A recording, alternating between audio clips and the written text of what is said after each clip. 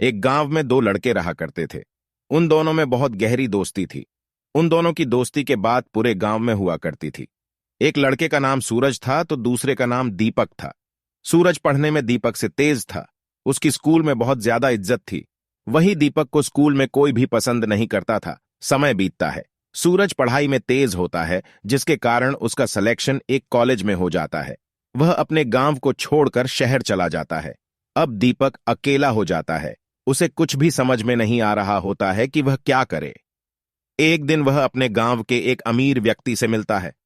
वह व्यक्ति गांव के सबसे अमीर व्यक्ति थे, पर वह अमीर होने के कारण किसी को पसंद नहीं करते थे। वह सभी को नीचा दिखाते थे। दीपक को भी उन्होंने काफी नीचा साबित किया। दीपक को यह बहुत ज्यादा बुरा लगा। उसने अमीर व्यक्ति को एक वादा दिया। दीपक ने कहा, आने वाले 5 साल में मैं पूरे जिले का सबसे अमीर व्यक्ति बनकर दिखा दूंगा। यह सुनकर वह अमीर व्यक्ति ने दीपक का और ज्यादा मजाक बनाया। वह अपने घर जाता है और इसके बारे में सोचने लगता है कि वह अमीर कैसे बन सकता है। कुछ समय के बाद उसे पता चला है कि बिजनेस करके अमीर बना जा सकता है। वह एक बिजनेस को शुरू करता है, लेकिन उस बिजनेस में वह सफल नहीं हो पाता है। उसके लगाए सारे पैसे डूब जाते हैं। इसको देखकर गांव के लोग कहते हैं कि तुम कुछ भी नहीं कर सकते हो। तुमने आज अगर अच्छे से पढ़ाई किया होता तो आज तुम्हारे पास एक अच्छी नौकरी होती है। दीपक किसी दूसरे की कोई बात नहीं सुनता है। बस वह अपने काम को करता रहता है। वह करीब 15 नए नए बिजनेस को करता है, लेकिन हर एक बिजनेस में वह असफल ही होता है। इस तरह से करीब 2 साल गुजर जाते हैं। उसका कोई भी बिजनेस नहीं चला होता है, लेकिन जितना उसने सीखा होता है वह इतना कभी भी इतने कम समय में नहीं सीख पाता। वह अब एक नए बिजनेस की शुरुआत करता है। यह बिजनेस था जूता चप्पल बनाने का था। जब दीपका के गांव वालों को इस बिजनेस के बारे में पता चला तो उन्होंने दीपक का बहुत ज्यादा मजाक बनाया, पर दीपक ने किसी की एक न सुनी। समय बीतता रहा।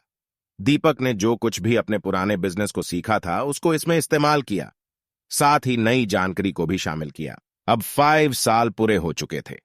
उस घमंडी अमीर व्यक्ति को एक दूसरे व्यक्ति से किसी बिजनेस के सिलसिले में मिलना था।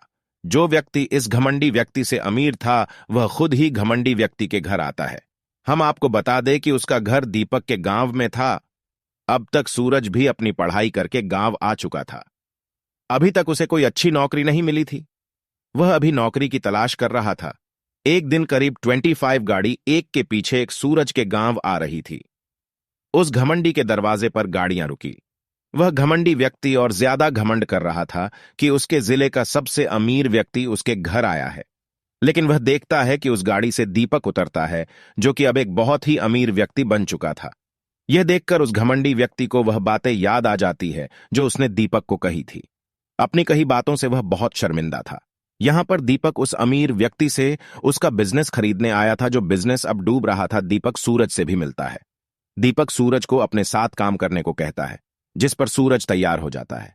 दीपक सूरजा को उस अमीर व्यक्ति का बिजनेस दे देता है। इसके बाद दीपक कभी पीछे मुड़कर नहीं देखता है। वह बस सफलता की सीढ़ी चढ़ता जाता है।